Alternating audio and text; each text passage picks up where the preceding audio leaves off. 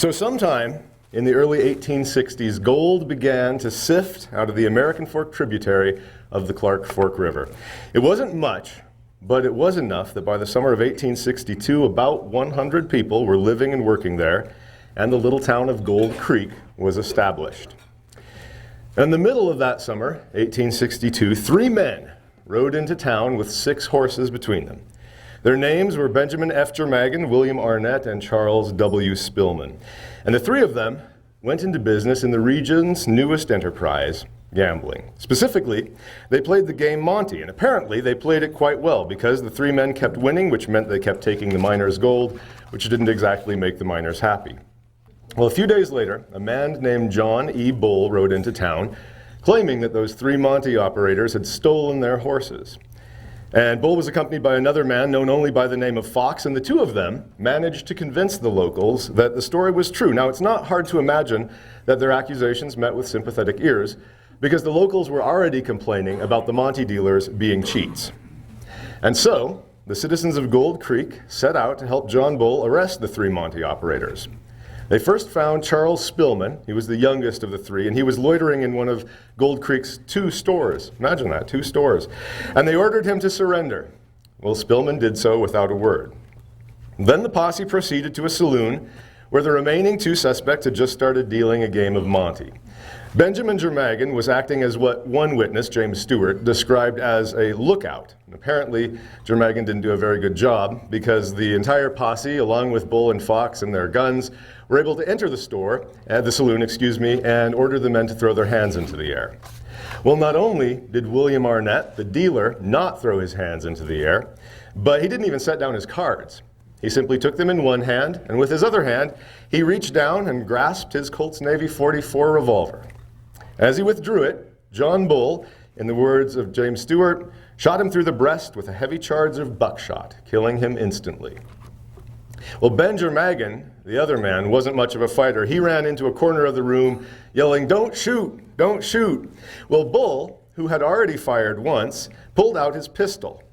It misfired, however, and Jermagan was arrested, and he and Spillman were tied up and placed under arrest for the night. The next day, the citizens of Gold Creek convened a tribunal. They commenced by burying the dealer, William Arnett. By all accounts, he had been clutching his Monte cards and his revolver so tightly that they could not be pried from his fingers. So they buried him in the river bottom just below town, with his cards in one dead hand and his gun in the other. Ben Jermagan, the lookout who had run into the corner after his partner's shooting, defended himself. He said he had no knowledge of stolen horses. He said he had been alone on a trail when the other 2 men came along and asked him to join them in the game.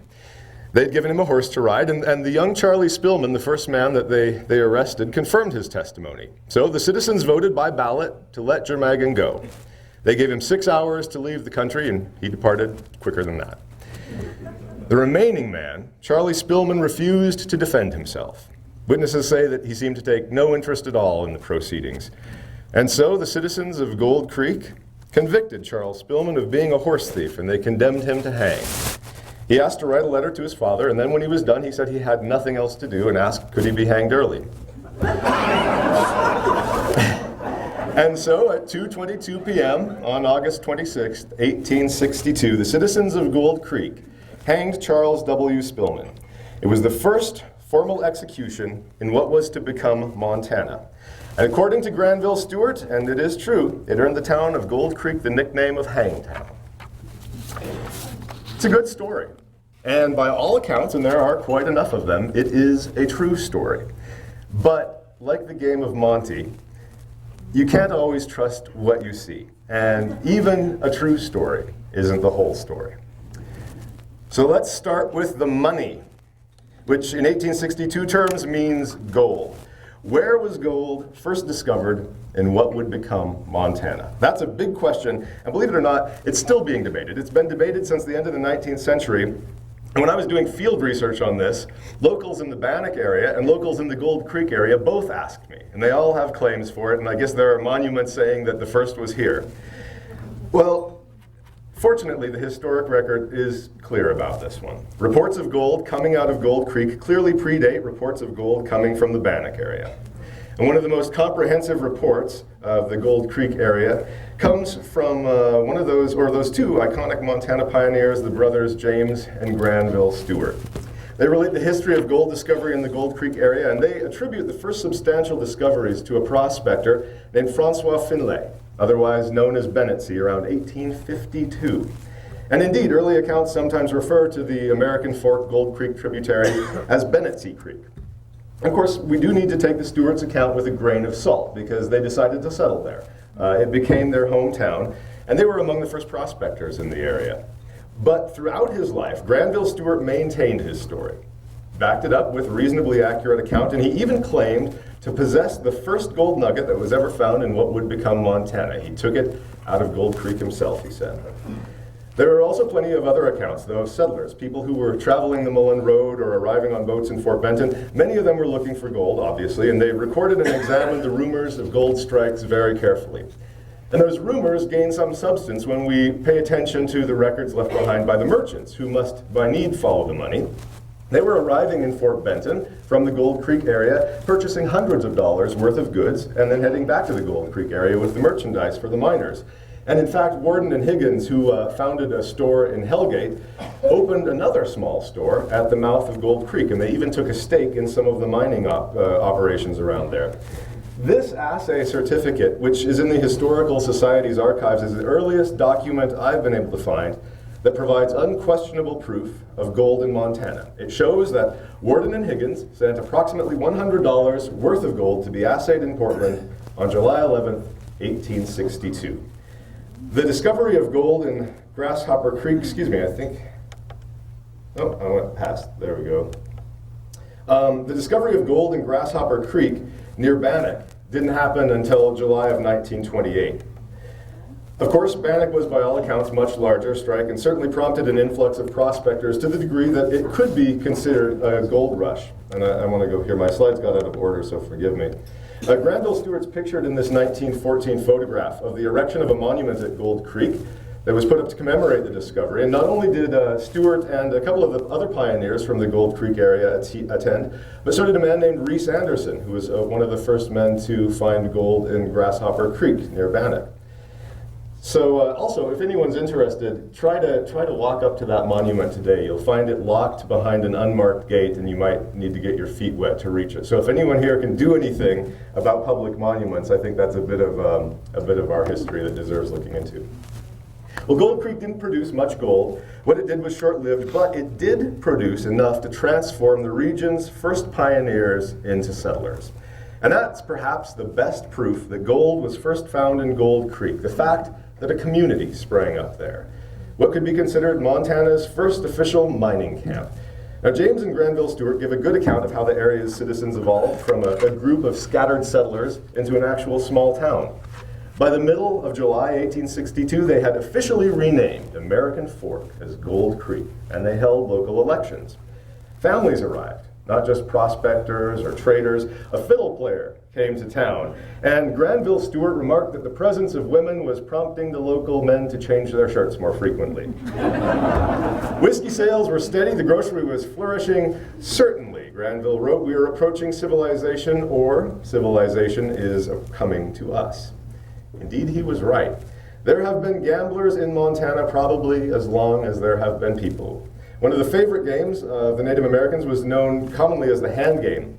It's a game in which players try to hide and guess which hand held a short piece of stick or bone, such as these. Piles of possessions were wagered by hand game players, and it wasn't uncommon to see men leaving the gaming sessions with barely enough to wear. They'd lost everything they owned. In mining camps like Gold Creek, gambling provided the same drama. Easy come, easy go. Miners, newly flush with gold, suddenly had capital to risk. They could assess their luck, they could tempt fate, and they could even perhaps make a fortune without breaking their backs. Gambling was as much wish fulfillment as it was recreation, and wherever men gathered on the western frontier, gambling was quick to follow. Before the gaming houses arrived in Gold Creek, gambling was an informal, low-stakes affair. Shortly after the Stewarts settled near Gold Creek, James couldn't help but start a friendly poker game in the men's cabin. He wrote, late yesterday evening, John W. Powell and two other sports came here for a game of poker, and we played all night. Powell lost $97.50, and one of the others lost $65. The other one and I were the winners. Later, James, and this is James, who was a gambler, and quite a good gambler by all accounts. His brother didn't gamble at all. But James went on a trip to Grantsville. When he returned, 6 days later, instead of the local news, his brother Granville only noted that James had won $425 playing poker. Now, considering that Granville had stayed home, earning a single cent's worth of gold dust with each pan, gambling must have seemed at least as profitable as it was diverting for them. So when the region's first gambling establishments were opened for business in Gold Creek on August 1st, 1862, they were welcomed by the town. Henry Pond, he was a very quiet storekeeper in Gold Creek. He read books as his preferred form of recreation, immediately lost $25 after he had spent the day working a friend's claim to earn $23 worth of gold. It discouraged him, but he couldn't quite quit, and during the next few weeks he was tempted back to the tables to play both Monte and poker. On the day that Jermagan, Arnett, and Spillman, the three men, arrived in town, Henry Pond was tempted into their game of Monte, and in his words, he made a big thing of it. Well, that means enough so at least that the next day he felt emboldened to lend James Stewart $200 to play the game. Stewart lost the money, and then after James Stewart blew through another $100, his brother Granville intervened and advised him to quit. So the next day, James wrote in their diary, perhaps a bit bitterly, "Our Monte Sharps are about to take the town, getting decidedly obstreperous in their conduct." Clearly, in a few weeks, the stakes and tensions had grown much higher in the close community of Gold Creek. So perhaps this is the right place to raise the question, just what kind of game were these three sharps playing? On the Western American frontier, making things confusing as always, there were three basic games that went by the name Monte. Monte Bank, three-card Monte, and Mexican Monte. Now, the first, Monte Bank, was a legitimate gambling game. It came from Spain by way of Mexico, and it entered into the American Southwest, where it was popular early in the 19th century. It derived its name from the fact that the dealer played all the money he could pay out, his entire bank, in a mound on the table. And gamblers looking for a game could judge the potential payout by the size of these mountains, or monte. The game was very, very simple. It consisted of trying to guess which card would come up first in a special 40-card Monte deck. It was a layout game, meaning that it required a table or a sort of open, flat playing surface, and it needed no one other than a dealer to operate.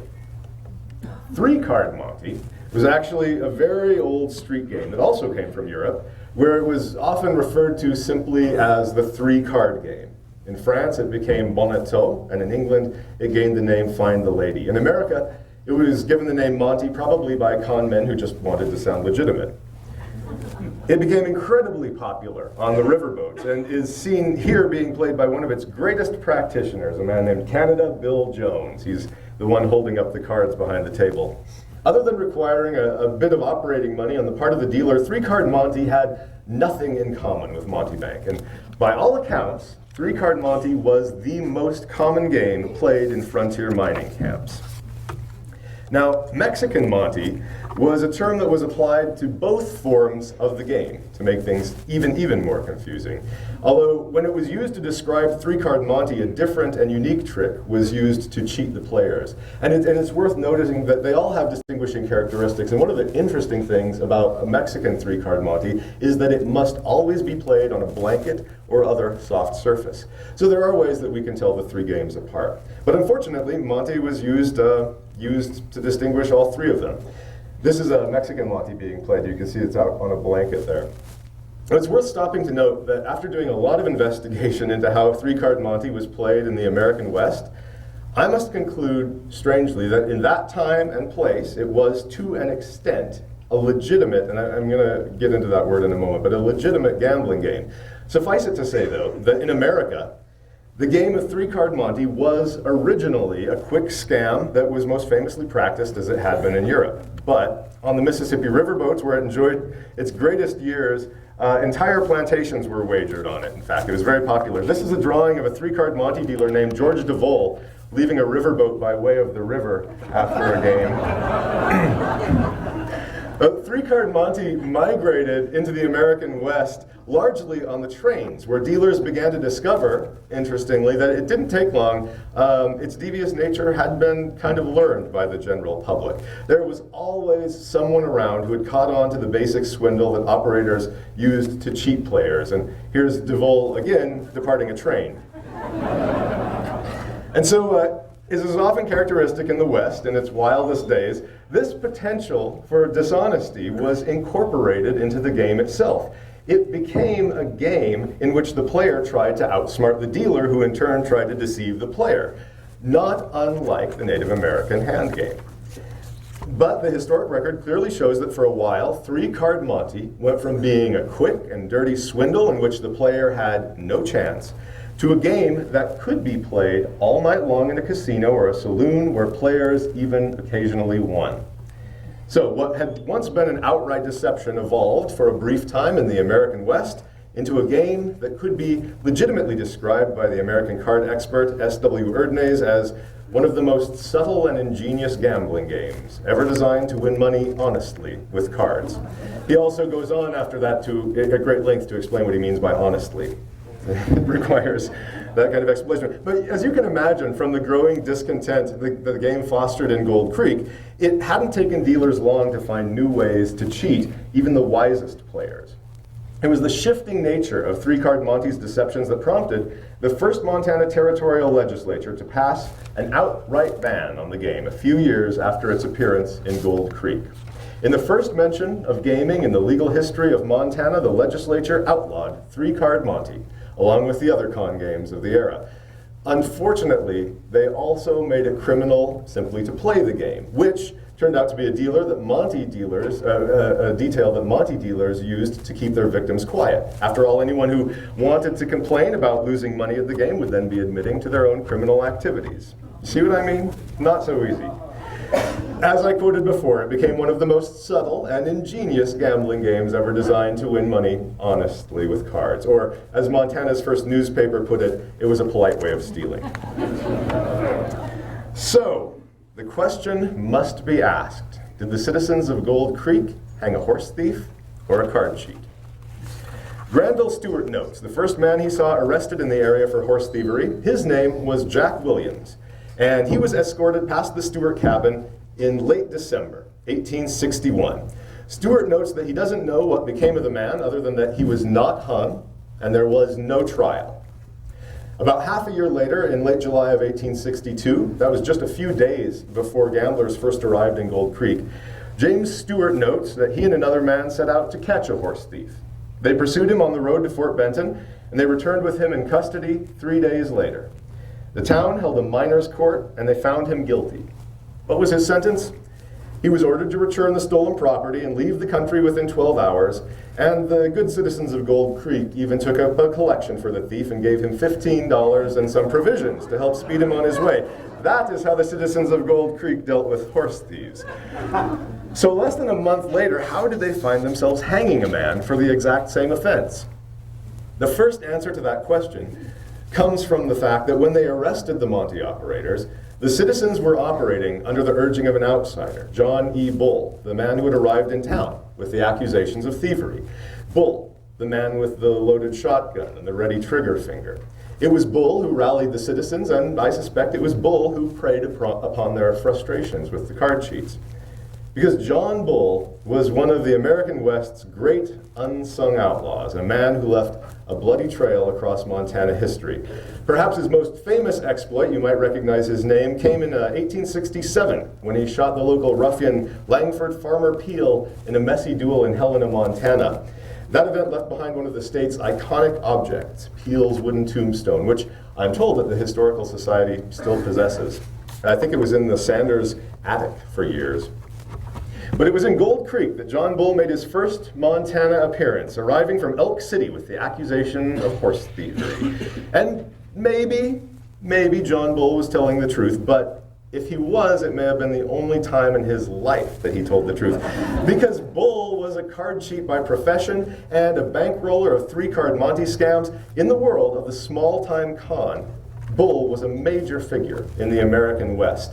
This drawing depicts him holding up, or playing a practical joke on Mark Twain by holding him up. That's the kind of guy he was. So it's likely that Bull had arrived in Gold Creek like many others, following the rumors of gold and looking to investigate his own prospects. And if that is the case, then Gold Creek's 3 Monte operators were small fry before a very big shark. The elimination of Gold Creek's obstreperous sharps would have created a criminal vacancy in the area. So perhaps it is no accident that after the hanging, Bull went on his way back to Elk City. And a few days later, another alleged card cheat arrived from Elk City. We can't let the conference end without this guy, right?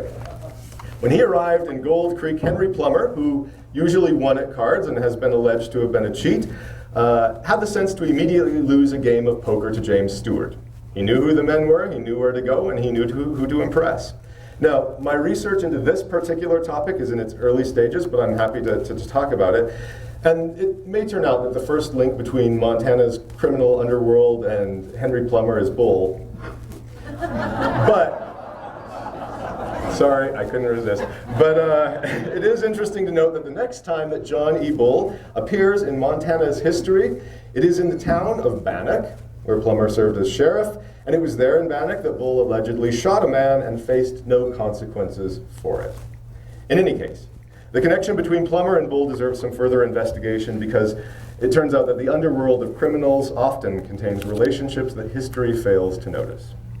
What is certain, however, is that Bull helped prompt a morally conscious, clean-shirted, even generous community to execute a man who never confessed to his crime and who remained stoic in the face of his accusers. It was a model of justice that would shortly thereafter be enacted by the famous Montana vigilantes as they took the law into their own hands and executed many of the region's alleged criminals. But let me give the citizens of Gold Creek the benefit of the doubt in this case. Certainly, figures such as Granville and James Stewart would not be swayed simply by John Bull's words alone, no matter how skillful he was as a con man.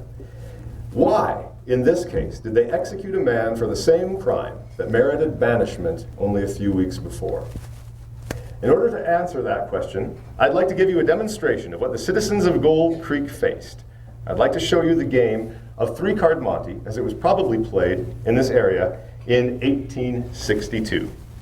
Excuse me for just a minute while we do some technical changes. There we go. 3-card Monte is a very, very simple game. It can be played on the ground, in a parking lot, or on the sidewalk. It can be played in a subway car or a train. I've even seen it played on the opened up surface of an umbrella that's been propped up on a sidewalk. And you can still find it today in large cities, played atop stacks of cardboard boxes. The 3 men in Gold Creek would have needed nothing more than a basic playing surface, some cards, a little bit of money to get started, and some gamblers, or as cheats like to call them, suckers. So who feels lucky? I am going to need a few people. Let's see here. Excuse me. Don't worry, no money's actually going to be used in this one. Can I get you, sir? Would you mind up? Hi, my name is Marty. Nice to meet you. And I'd like a lady if I... Molly. Okay, all right. I know you. All right. Please help me welcome Chad and Molly up here, please. Molly, can I get you to stand just over here? There's a camera here, and Chad, just right over here, please.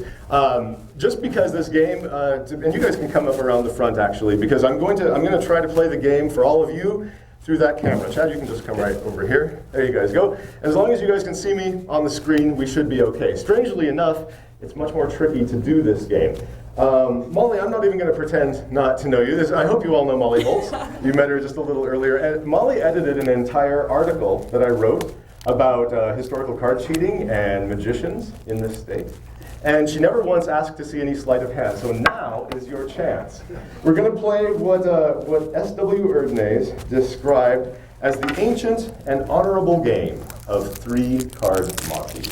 And I'd like to perform it for you according to Erdnase's instructions. They come from his 1902 book, The Expert at the Card Table, which is an interesting book because it gives us the first real account that we have of instructions of how to play the game that were in English. We had some earlier accounts that came out of Europe, some very basic instructions, and there were descriptions of how the game was played on the East Coast. But Erdnase gives us a unique way of playing the game that some card magicians and card experts even today say he doesn't know anything about the game. But that's because it was different than it had been described in Europe and on the East Coast, and we'll talk about that in just a moment. Erdnase says that the banker or dealer shows the faces of any 3 cards, generally using 1 ace. So what we're going to use, 3 cards, that's it. 2 black cards, should be easy to see on the screen, and 1 ace. That's the contrast between them. You can see them. The cards are normal. Other than that, they'll just come out of the deck. There is one little bit of preparation that Erdnase says the cards get. The cards, he says, are crimped or bent lengthwise, the faces being concave, and this is so that the dealer can pick them up easily by the ends. The crimp serves no other advantage, and the game is sometimes dealt with straight cards.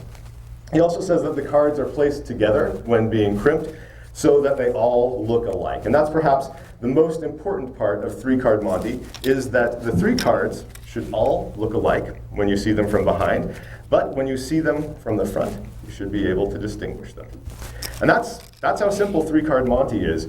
I'd like to perform this for you to give you a bit of the flavor of how it was played in the middle of the 19th century using the actual words spoken. It's called a spiel by a 3-card Monte dealer from Denver in the middle of the 1860s. This comes from Albert D. Richardson's 1867 book, Beyond the Mississippi, and Richardson gives us a marvelous, marvelous account of a 3-card Monte dealer in a saloon in Denver who night after night after night dealt 3-card Monte. Richardson tells us what he said, what he did, how he interacted with people, and in one of those great, great confirmations that history gives us, it turns out that Richardson's description perfectly matches Erdnase's instructions. So if you're at all interested in the mystery of S.W. Erdnase, first of all, I wrote an article and you can check it out, but there's perhaps a clue in the fact that Erdnase's description describes how the Monte was played uniquely in the American West. So, which went like this. Richardson says that the dealer would show the faces of 3 cards to the crowd and thus begin. Here you are, gentlemen. And my apology to Molly, ladies present, I'm not excluding you, the Denver dealer is. Here you are, gentlemen. This ace of hearts is the winning card. Watch it closely. Follow it with your eye as I shuffle. Here it is. And now here.